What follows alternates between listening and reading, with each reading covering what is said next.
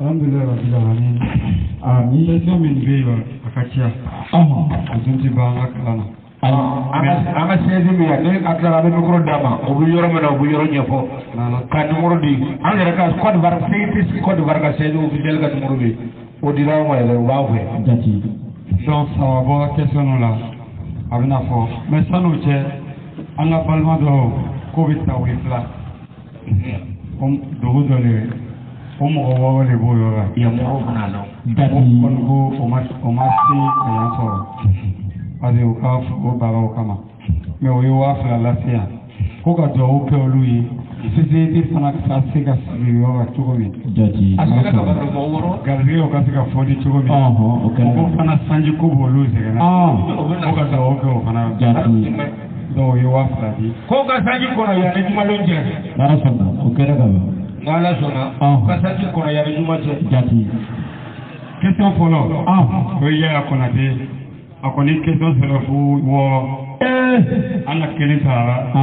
Alo na an bɛna di an ka karamɔgɔcɛ ma. Jati. N'a sɛbɛ don. Question donni filɛ karamɔgɔcɛ bolo. A ka se olu ma. A bɛna n'a jaabi. Jati. An ka question an ka ko bɛ ten de. Jati. A ye ɲininkali question n'o nana ye olu ka kan ka fɔ yan komi heure le baara waati o fɛn bɛɛ organisation. Jati. Mais karamɔgɔkɛ yɛrɛ bi yan min sigilen bi yan n'a bɛ mɔgɔw kalan na sayaji don. Wa ne kumana cogo min na ale ka kuma ka jugu ne ta ye. Jati. A b'a fɔ komi tuma dɔ n'i ka mɔgɔw wele i bɛ magayaw wele dɔɔnin o t'o kɛ ale ka jugu ne ta ye dɛ. A tun b'a daminɛ cogo ye. Jati. Wa ka fɛn o bɔ e bolo. N'i sɛbɛn don n'a nana yɔrɔ ɲɛfɔ i bɛ se a b'i ka question bɛɛ jaabi kelen kelen. N'a m'a jaabi o don wɛrɛ n'a sigira yan e bɛna ale kala yɛrɛ kɛtɛ i bɛna mikoro minɛ n nana n ka question de o dɛsɛra k'a jaabi walima o ma jaabi i bɛna filɛ a y'a di karamɔgɔkɛ ma. D'accord. Yaya Konate ka question a ko est-ce que den a bɛ se ka saraka bɔ a bangebagaw ye n'o ma kɛ silamɛ ye. Alhamdulilayi rabil alamin ko est-ce que den bɛ se ka saraka bɔ saraka façon ɲuman fɔlɔ a k'a ɲɛfɔ ka ɲa. N'a sɔrɔla o ma sa e bɛ se ka saraka bɔ o ye. Jati.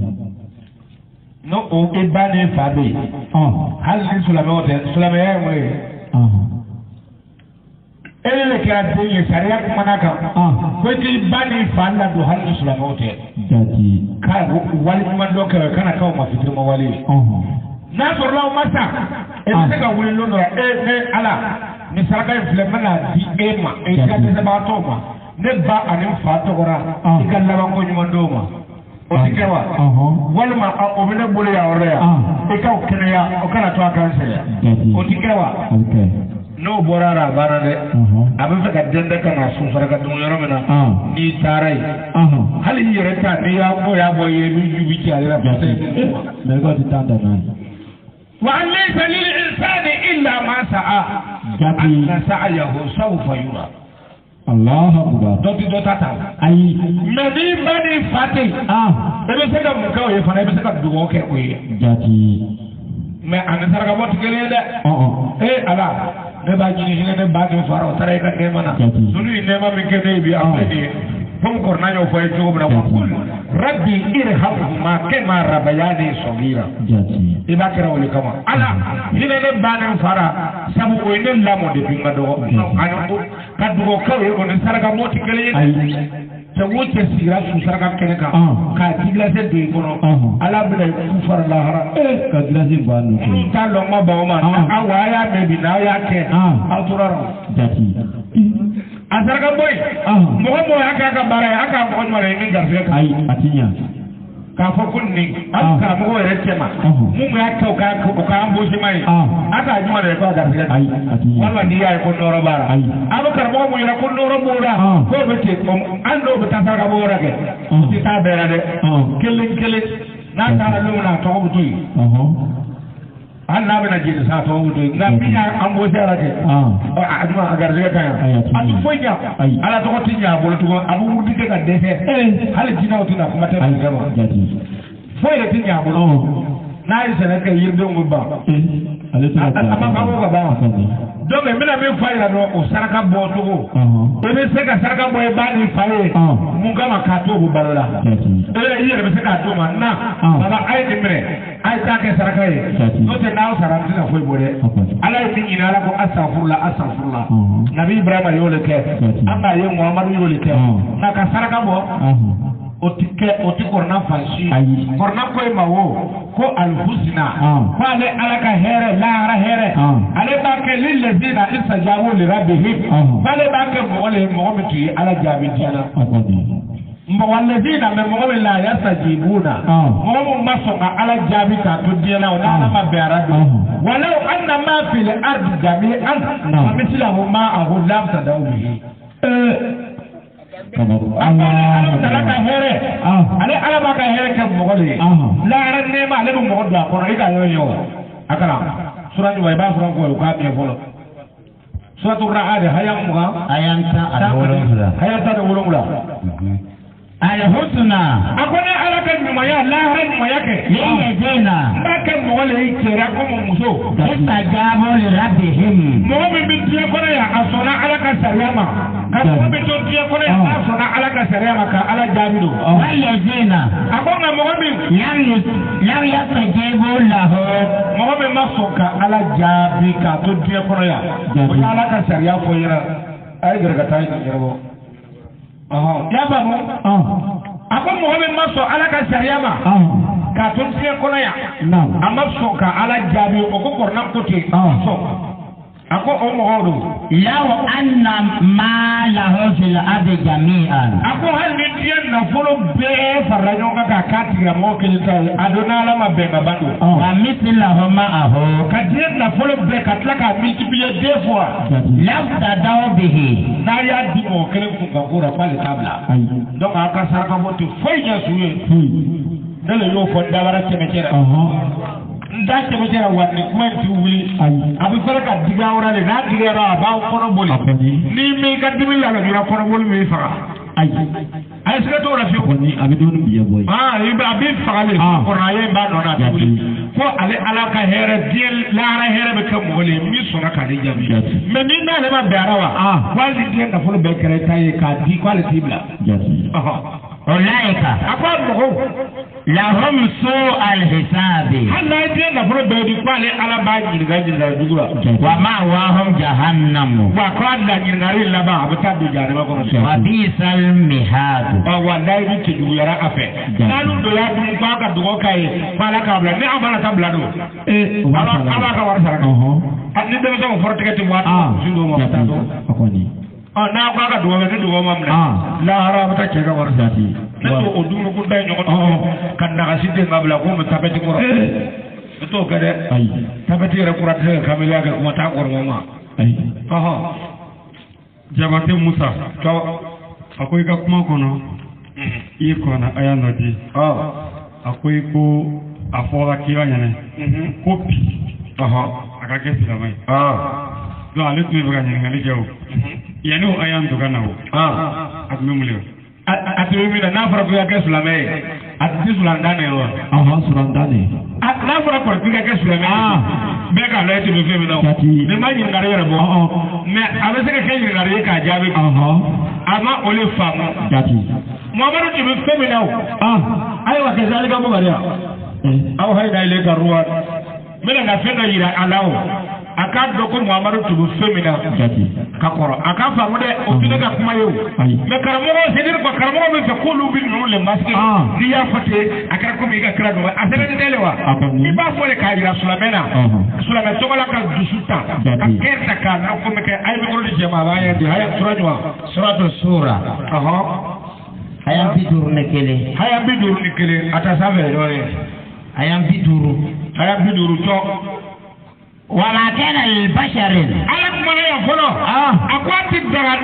على كدام في نفر سوتي على ما دوي أن يكلمه الله إك على سلاك كمان يا سيدير على كمان يوال إك ويكي بالك كمان فوتي كافوكي بالك كمان فوي رمان على تجناي دام في فوي إلا وحيا فني ميكرا وحي أم كرمه بواجلك كسي كواجلك كتلبا أبا كنا وحي ليه أبا كنا هذا سالي هذا وحي harisatu wayo ke yin garme ka yede aka karmo bawo janeme ni muru bora ayo te kungo janeme ni muru bora ko muru biduru ko ka janeme so ni muru biduru to akoni kale ala ti jena yo adama dondo kala ko make wal way ka fay bala aka kuma doke e ka kene fe wala illa wahya funa kara wahyu yati wa yede sa aka karamo ka yoro borneo ka doma o ka lubere ni parcel bidur namo amin wara el hijabi walma ni bi kuma ni wayu makima ni bi kuma wayu ka sutra kono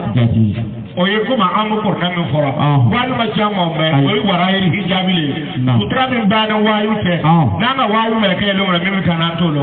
hijabu min bana che aka min fo anyo me amu kuma no yi ko ofla o frata de sai kana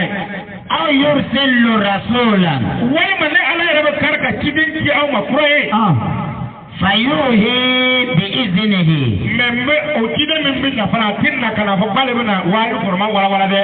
mi wayu ko le kiyama ni ngaje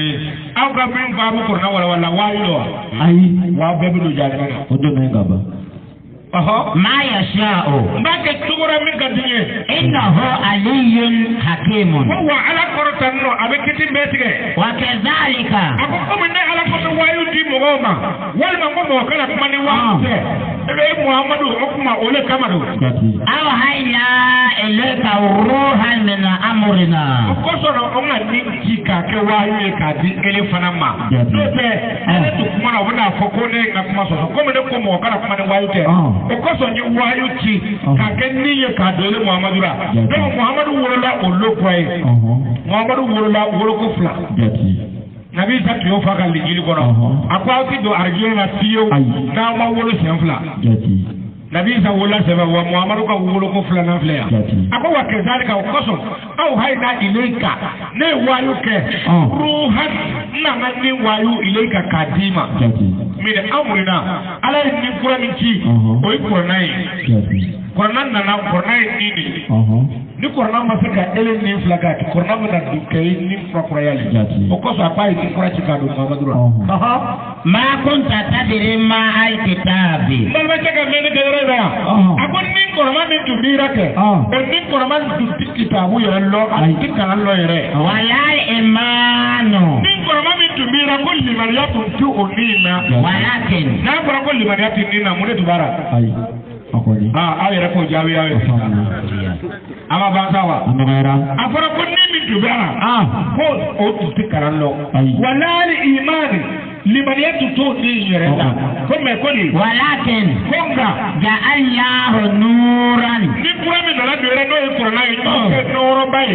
nahdi bihi man nasha'u min ibadina ko be ka mo kada min dinare ka bonga jona wa innaka wa ele muhammadu o ni kura ko so do la tahdi ila siratil mustaqim ele ka kanda le ka tasra basra min klere siratillahi ala ka sirati o ka min fa ina ko sirati be o tere kurana de sirati akore ya ko kurana o min klere la sirati ko do sirati min klere no kata o ka min fa ina sirati be abaka ko min lamene aduna ta ko tin farnyale alili kurana de sirati ayazi lahu ma fi samawati wa ma fil ardi akwale ala ka sirati be ala mi sambara de dum ko fembe ya ala mi tay ka sirati le ko mana ya ana ko mo ka sirati lamen lamane kele te alla ila allahi tasirul umur akwai karan siga wala ko tieno fana ko bebe se kanale ala le fe fana Allahu akbar tana question là-bas bien mamutu ako alibe fe ka lo ako ni nana dine fele silamaya dine I bɛ sɔgɔ ka taa mɔsiw ka misiri samɔgɔ misiri busanga misiri fulaw yɛrɛ ta b'a la a ko mɛ silamɛya la a bɛ taga est-ce que a bɛ taga mɔgɔw ka to ka fara siya na a ko d'ailleurs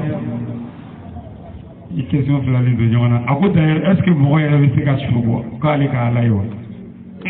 bon o tɛ sariya ɲininkali ye o tɛ sariya ɲininkali ye nka an kɔni y'a ye sitana tɛ tulonkɛ n'ala ye don dɔ la k'ale b'a fɛ ka kɛ ala ye ale b'a fɛ ka ala ye sitana kumakan sitanaw kɔni ko kuma tɛ n kɔni b'o lɔ nka o tɛ sariya ɲininkali ye hali naloma hali mɔgɔ min n'i tɛ sulaw ka jimi yɔrɔ la an bɛ mobili kɔni tɛ biya kɔni b'o la o tɛ wa hali ni tɛ sulaw jimi yɔrɔ la an bɛ mobili tɛ yɔrɔ ayi o b'o da turu ala hali naloma a tɛ ala ye nka n'i ka naloma n'a nalimaya bɛ n'i ko a ma k'i ka ala ye a bɛ se k'a lɔ ko ele ba bi ye ani fa fɔlɔ a yɛrɛ wuli ka taa fana di a bɛ se k'a lɔ direct e k'a ala ye i b'a ala ko min ka ye a t'a ye ala nabi musa ni ala tun bɛ ye nabi musa de tun bɛ ala nabi musa ko lomina k'a b'a fɛ k'ala ye ko haya an y'o bɔ ka di ale ni n'a ka la tɔgɔ bɛ di ala ko ale t'i ye fɛ wa wa y'o juru ko lamisa ni haya fila b'a d'aw ma ni mɔgɔ bɔra nin kɔfɛ k'ale k'ala ye aw kana siga tigi ka janabɛdenya n'a ka kunangoyara wa mɔgɔ ɲamadenw b'o fɔ sabu sitana t'i y'a fɔ sitana kɛra ɲamaden ye lomina yɛrɛ bonya kɔrɔ kojugu fɛ a ko ale a taara a yɛrɛ kɛ mɔgɔ dɔw fɛ k'ale ala ye a ka ala ya sama n'a yɛrɛ ni sitana lasigiden min nana mɔgɔ min nana kɛ sitana ka mɔgɔ ye o sitana ka tɔn mɔgɔ ye o n'ale fana nana fɔ k'ale ka ala ye o a laban min na fɔ k'ale n'ala ye terili a taara sɔrɔ bulon ɲuman yɛrɛ le ne m'a dɔn mɔgɔ min foyi k'ala bama dɛ f'i k'a dɛsɛ ka yira an na le n'i kɔni ka fɛn ye i bɛ se ka dɔgɔya ɲɛfɔ sigi bɛ sɛji k'a ko kulɛ fɔ an ye ayi b'a faamu ala t'i ye ayi nabi musa ala ko kuranɛ na ko wa kallama Allahu musa taklima k'ale ala yɛrɛ de tun bɛ kuma ni musa ye ba ani ba waayu tɛ dɛ k'ale tun bɛ kuma ni musa ye ba ni da mɛ musa ma ala ye musa n'ala ti ka di cogo min na musa k'ale b'a fɛ k'a ye don min na min kɛra musa la o bɛ yen nabi ibrahima ala ko na kɔnɔ ko watakaza Allahu ibrahima khalilan bale ala yɛrɛ ye nabi ibrahima suwaji danfɛnw cɛ ma k'a minɛ ka k'a yɛrɛ teri ye ka taa kɛ teri invisible ye ale ɲɛ bɛ nabi ibrahima ma ala ye ele min hali i yɛrɛ komandi sitana ye ka ɲɛ o ele ko ye k'ala ye a ma mun fɔ ye a kɔni an b'a ye ka to n'a kungo ye sitana yɛrɛ ye layidu min d'i ma i yɛrɛ fɛ dafa sitana fɛ ayi an ka mun fɔ ye dɔ kelen ta fɔlɔ kodi suratul araf ayat kɛmɛ ani bi naani ani fila suratul araf ayat kɛmɛ ani bi naani ani fila kodi walama jaa musa nabi musa ka mɔgɔ min na mɔgɔ dɔw le tun ko nabi musa ma israɛli minnu kafiriya ko nabi musa ma o a ko lajuru min na laka hatta nara lahu jaharatan k'olu tɛna limaniya musa ma tuguni f'olu ka ala ye ɲa ni ɲa olu y'o fɔ kafiriya kɔnɔ kojugu fɛ nabi musa yɛrɛ miirila foro ne n'ala yɛrɛ bɛ kuma da la ne yɛrɛ m'a ye ka ye ne ko bɛna yira olu la ten nabi musa taara ala fɛ yen ko walama jaa musa tumana min na musa sera ala fɛ kuruka don yemi kaatina a nana ala kunbɛ yɔrɔ la a n'ala ko kuma yɔrɔ min na mɛ a t'ala ye ɲɛ ni ɲɛ de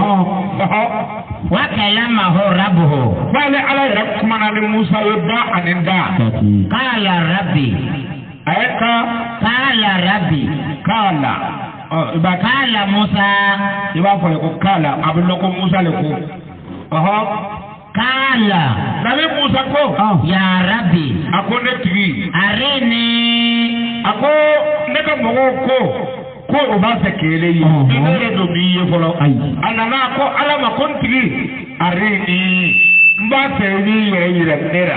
unzur ilayka n ka se k'i filɛ hali siɲɛ kelen dɔrɔn kala lahu ala kumana musa fɛ o la an bɛ kuma lon bɛɛ an bɛ baro lon bɛɛ da ni da ni fɛn bɛɛ kɛ ye mɛ o yɔrɔ ma di ala ye ala ko a ma ko di lan tarani a ko Musa ne ala ti se ka ye ne ala ti lantarani ne ti se ka ye ele ti ne ye walakin konga unzur ila jabali komi nya fo e wona ti se ka ye sabu ne ala ti kun fen foi ka komi se ka lo aka ne mo gobile akomme illa no kuru mi na ko fanga bara ka ne ti kuru be ka e bo kuru le ka ta ko kuru ne ya fle fa in istakarra makanahu ni kuru fe ka supporter fasaufa yare doni tarani ibila je kuru ga ala yi mi fo Musa ya fle tiye me ni ya fo kon tiye ibila be ko bana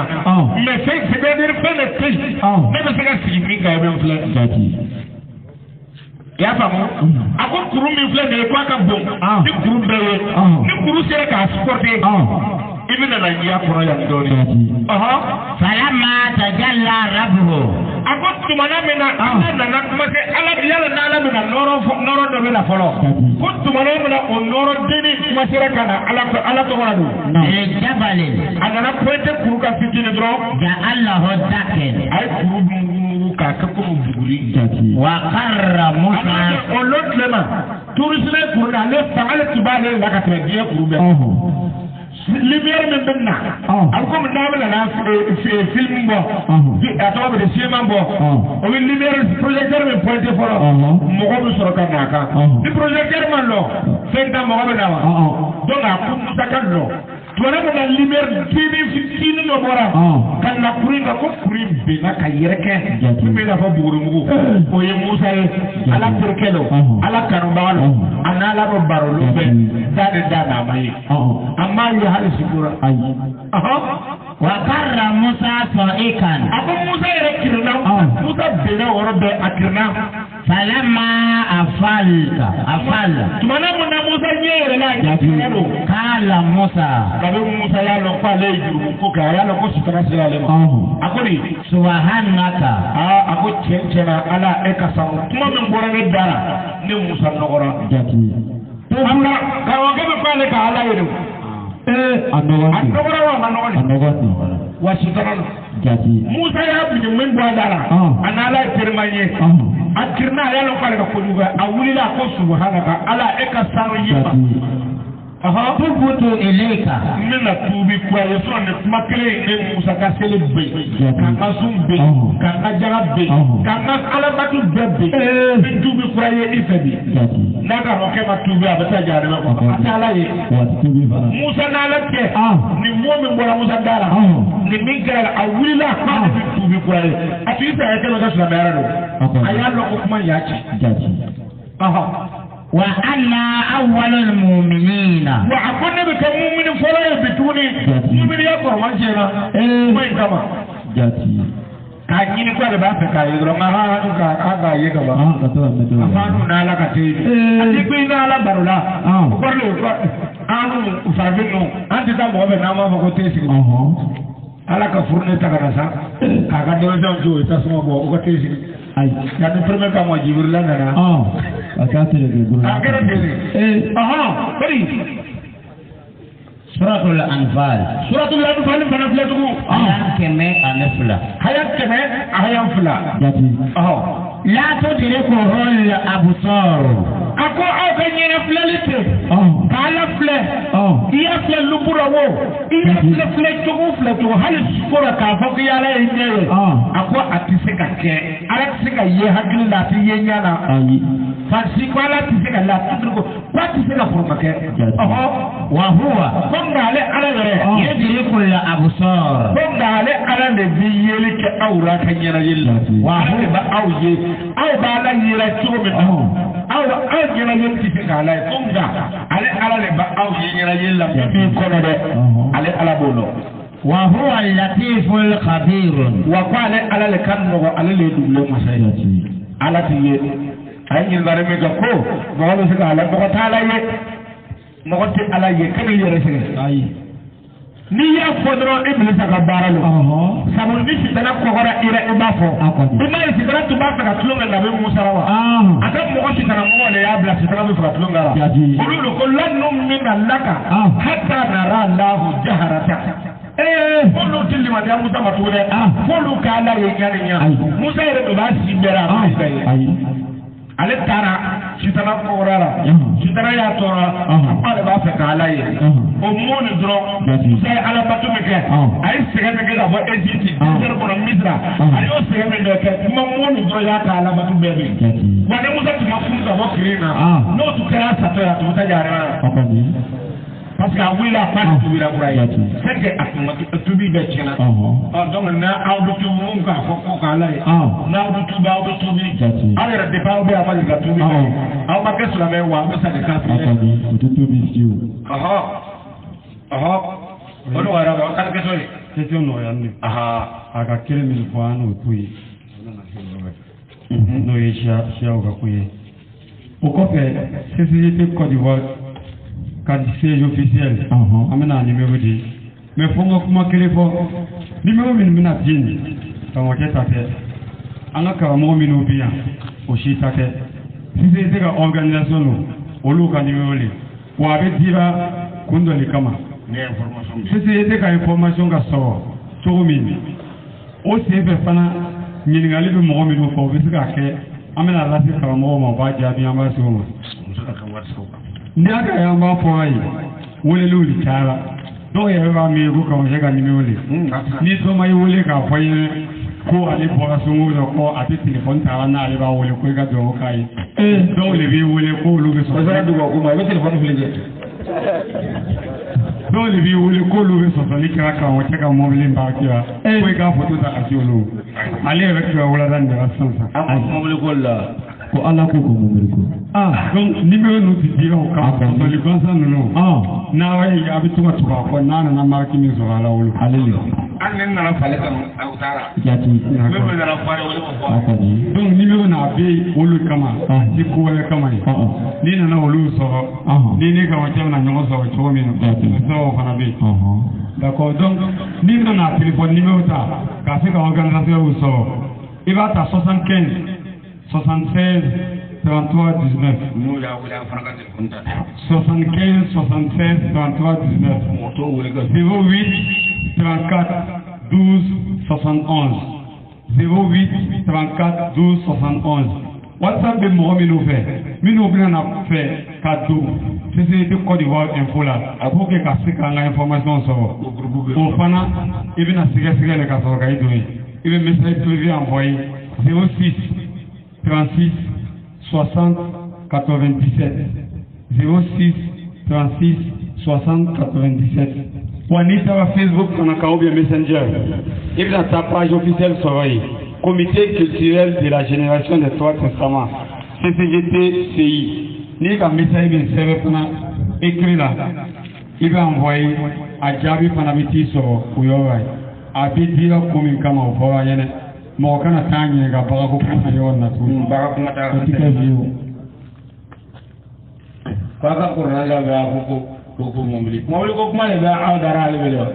mo mɔbili ko mɔgɔw fagara sisan moto yɛrɛ b'o fagara an bɛna laban ka to k'a ko kɛ sen n'ale koyi an b'a kɛ mɔbili min faga mɔbili tigi b'a yɛrɛ bila o la n'a ko an bɛ don avion fana i b'a ye i tun yɛlɛ an la mɛlɛkɛw kana ba k'i bila an na to k'a kɛ sen n'ale k'a ka to k'a ko mɔbili a bɛ fankelen yɛrɛ fɛ wa. A tɛ fankelen fɛ karamɔgɔw bɛ ka nalomaya don aw la aw bɛ nalomaya in dabila wa n'a b'a fɔ mɔbili joli tɛ o kira fɛ dɛ ale kan tɛ ne fɛ ka taa mɔbili san san k'aw bila caman ni téléphone fɛ min bɛ déplacer ka ban ne bɛna don firiyatɔ la ne tuma dɔw bɛ yen ne tɛ fantanw ka mɔgɔ fɛ n'o tɛ ni n ko n b'a fɛ hali mugan ne mili fɛn ne kɔnɔ mɔbili den mugan ni naani ne b'a gare kalo kelen kelen bɛɛ n'a mɔbili fila lahara la ma fɛrɛ ka bɔ n'o tɛ ne kɔrɔ b'a sɔrɔ siga t'o la mɛ o nalomaya ye ne tɛna don ale la lahara de bɛ fɛrɛ ka taa guwan n'a taara guwan kan o kɛra o yɔrɔ mɔgɔw fana ye n'o tɛ n b'a sɔrɔ ayi n ma se o la yɛrɛ donc ale ko ne y'o di lahara mankan fɛ ka taa ala turu guwan ye n t'o fɛ ka taa bila bara siyɛ mana fa nɔgɔya alhamdulillah amala tanu ka ala barkala ka an ka karamɔgɔ cɛ fo n'o ye Sheikh Abdulakim ye a ye baara min kɛ a y'a k'a yɛrɛ ye ala ka diinɛ baara le ɲɛfɔ hali n'an m'a fo ala b'a sara an minnu fana sigira k'a lamɛn n'an ka baara kɛ n'a ye an bɛ sara sɔrɔ mais diinɛ ni woroman taara diinɛ woroman taara k'a fɔ ninnu ta siya le parce que naloma dɔw ye o ye ko Burkina bɛ o ta non fɛn min tɛmɛnen bɛ farafinna a bɛ jamana wɛrɛ société international le a bɛ ka taa jamana ɲɛfɛ mais mɔgɔ min tɛ tiɲɛ fɛ i tɛ se ka tagama n'a ye o ye ka kɛ tiɲɛ fɛ ka kɛ cɛsiribaga ye k'a fɔ ni b'a fɛ ka don a la n'a y'a fana tɛ i bɛ na ni question min bɛ yen maa b'a fɛ mɔgɔw ye kalan kɛ k'a lɔn ko kuranɛ ye bɛɛ ta la a ye fɛn fɛn fɔ yan n'i taara i bɛ miiri ka dɔw sigi k'a lamɛn i bɛna tagabolo sɔrɔ i yɛrɛ la n'o tɛ mɔgɔw yɛrɛ kuma cayara mɔgɔw fɛ donc karamɔgɔ min bɛ Buwake yan an k'a yira o la karamɔgɔ b'a de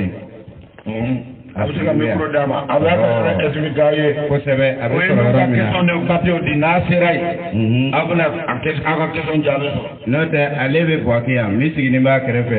Ousmane ale bɛ Fereke min yɛrɛ bɛ yan o bɔra ale bɛ Ndosi ka jaabi si aw ɲɛna ko ne kelen don aw minɛna ka ban dɔn aw minɛna ka ban dɛ dɔw tun ɲɛna ko ne kelen don Fereke Buwake Ndosi ale Zanuwa ninnu bɛɛ kalanyɔrɔ bɛ yen donc mais mɔgɔw bɛ yen kalanden muruti minnu murutira n'u b'a fɛ ka kɔ sigi munumunu taara a bɛ na avant que fa taara kalanden dɔw bɛ yen olu murutini don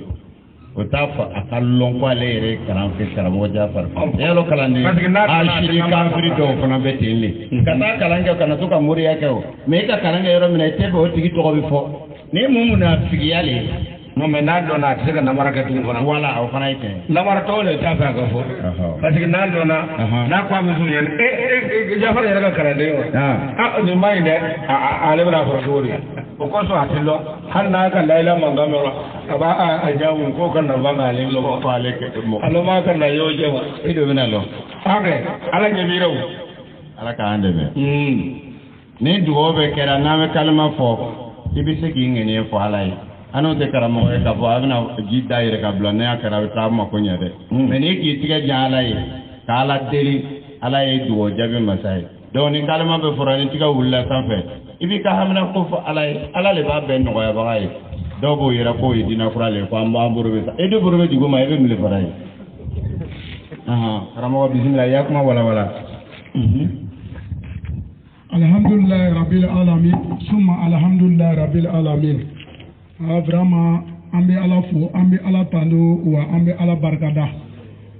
vraiment tiɲɛ tiɲɛ na nin bonyana anw yɛrɛ ma nin ye sara ye sara min yɛrɛ bɔra ala yɛrɛ yɔrɔ direct mɔgɔ si tɛ se k'a sara mɔgɔ mɔgɔ yɛrɛ y'a sen déplacé ka sigi ka nin lamɛn ka baara kɛ a sara fana dan tara mais a y'a baara o karamɔgɔcɛ ka baraji b'a nɔ na a yɛrɛ ma baara o a ka baraji b'a nɔ na donc hali bele anw kɔni bɛ min ɲini hali bele ala k'a mɛn kulo d'an ma ka baara se k'an ye ka fanga d'an ma an bɛ se ka baara kɛ donc vraiment alhamdulilayi n bɛ bɛɛ lajɛlen fo n bɛ bɛɛ lajɛlen fo anw kɔni sigi n bɛ Buwake yan mais ne yɛrɛ n bɛ logé Darussalam Turara cimetière misiriba kɛrɛfɛ aliba min bɛ Masede Gurora la n'o b'a wele Kajolo Kancɛ de n b'ale ka lu kɛrɛfɛ siga foyi t'a la n'i sera o yɔrɔ la dɔrɔn i bɛ se ka n wele walima an ka zawuya o bɛ ŋata koro palmier carré kan n'i sera o yɔrɔ la a ka ca ala fɛ ni e mako bɛ min na a ka ca ala fɛ i bɛna faamuyali caman sɔrɔ ni ala ka se ntɛ kuma wɛrɛ t'an fɛ ci min b'an bolo o le ye nin ye bon n'i sigara numéro fana na numéro fana bɛ yen numéro fana bɛ yen salamaleykum an bɛna numéro di 67 68 79 17 an bɛna sɛfan kan tuguni 67 68 79 17. Voilà. Donc numéro neni namara ka bora. Bon bonne bana kwara. Na WhatsApp numéro be. Ni sigara ra yere photo ko bana ka boata. Mais quand ne wele ko ngata sigi ka magasin dara. Ali forosi tiare ba pe ne tsaida. Amu ko ngabe ora kam ne tsa. Parce que dɔw bɛ yen o kɔrɔ si jɛra o bɛ fɔ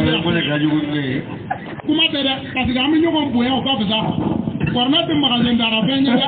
ka ne wele ko i kɔrɔ si jɛra walima i kili giliyara komi kilo a ti ɲa dɛ ni kɔrɔ giliyara komi kilo ale ti kɛ kɔrɔna kɔni n'i kɔni mako baara i bɛ ɲɛɲini i bɛ taa zawiya ra ko fɔ i ye walima i mako baara ni yɔrɔ min yɛrɛ la numéro min dira ma i bɛ jija i bɛ se nka WhatsApp numéro kɔni tɛ yen ale ye muvi ye 42 79 48 50 42 79 48 50 a fɔra a banna donc ni i y'a a manamanakan kɔni fɔ aya ni nana min sɔrɔ dɛ i fana k'a ɲini dɛ parce que an bɛ ala ko la yan an tɛ manamana ko la donc ala ka ne ni aw bɛɛ lajɛlen dɛmɛ ala ka hakili ɲuman d'an ma ka baara fanga a n'a a se ale bɛ a arjina bɛ se ka nɔgɔya ye cogo min na ala ka na n'o sababu ye ala ka sijan ni kɛnɛya di vraiment an tɛ se ka karamɔgɔw fo an forida bɛɛ banna ala dɔrɔn de b'a sara a n'a fɔ mɔgɔ mɔgɔ y'a sen fa ka se yan n ye minnu tɔgɔ wele dɔw le bɔra fereke ka na ale fana ye représentant ye hɔrɔn n tɛ se k'a fo dɔw fana bɛ yen o fana bɔra an disi donc n tɛ se k'aw si fo n ye min yɛrɛ tɔgɔ wele n ma sɔrɔ ka min tɔgɔ wele vraiment bɛɛ yɛrɛ tɔgɔ wele n bɛ foro nin kɔnɔna la donc salamu alaikum wa rahmatullahi wa barakatuhu. Aka mere ko min farasi da rajaya ko aka penye abaka to rudu o yo ran san dun min farasi jama to rudu ra mun so ko ju fele penye ka warga ba to rai abu ko rasa ne ga sa karalu bo ko sigile kan fili ka je min matu ko mu go sagabare bena